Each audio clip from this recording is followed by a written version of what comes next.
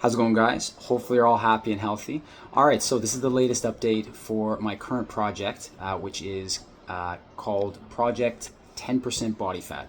And as the name entails, we're trying to get down to 10% body fat. So the last low that we currently logged yesterday was 12.4. So new low, still feeling pretty good, but what we're gonna do is I'm just gonna basically recap this past week and a bit. What I did, some of the things I said that I was going to do, but I have now decided that I'm going to change, and how that could help you work towards some of your fitness goals and maybe specifically losing weight, as well as some body fat.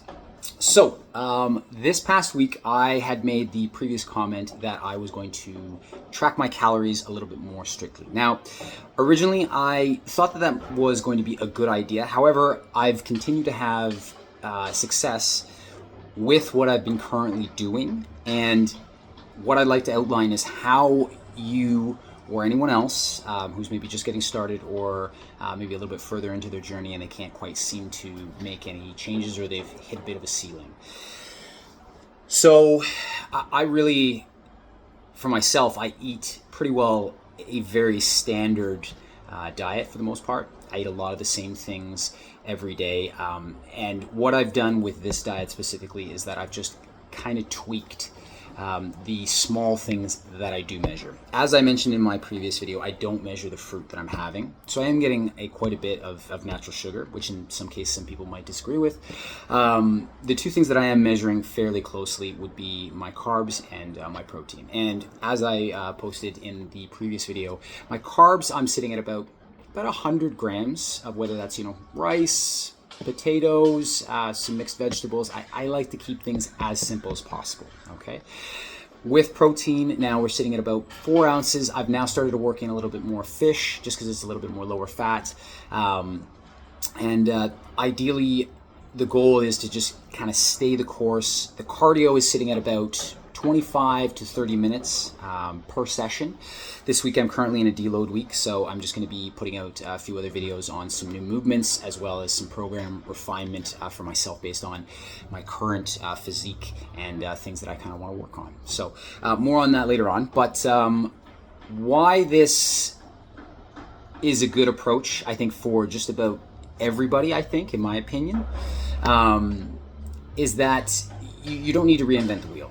You just need to take what you enjoy eating on a regular basis, start to look at, okay, what is the actual caloric breakdown and nutrient breakdown of these foods you're eating, and then you need to make sure that your activity surpasses the amount of calories that you're taking in. So realistically, that's all I've been doing.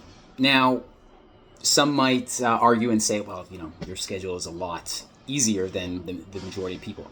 Absolutely. Totally agree. For those individuals that are working, 8, 12, 15, 16-hour shifts, it's pretty hard to get in, an extra 30 minutes of cardio, as well as, put in like a solid 45 minutes to an hour workout. However, it doesn't need to be all of that in one single sitting. Now, the big thing that I have noticed for myself, and maybe others as well too, is that you can break things down incrementally within that 24 hours. Whether that's you have to do part of your workout in the morning and then part of it in the evening. Try and sneak in 10-minute walks throughout your day if you have that ability.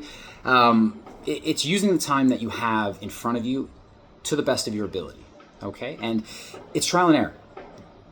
Lots of people will basically say that there is a perfect linear program that's going to take you from here all the way to there within this span of time. Now, if you follow a simple progressive overload with your workouts and you're following a nutritional guideline for yourself and tweaking it each week with some sort of system to be able to track where your weight and everything else is, you're going to have some progress. Okay, so so a little bit more on my own personal feelings and how things are going outside of the gym, outside of the diet. So as you start to get lower with that body fat, with me for sure anyways, I definitely have a little bit of rise and fall with my energy levels. So I've definitely had to be a little bit more strategic when I am eating certain meals. If there's a certain part of my day where I'm doing a lot of brain work or I'm doing a lot of physical work, then I'll try and time my meals around that. So that's something you can consider as well too. Yeah, moving forward, ideally we're gonna stay the course. I'll continue to track this week. I will do my check-in next Monday. But I think we'll probably wait another 2 weeks, most likely, before we do a full breakdown video such as this.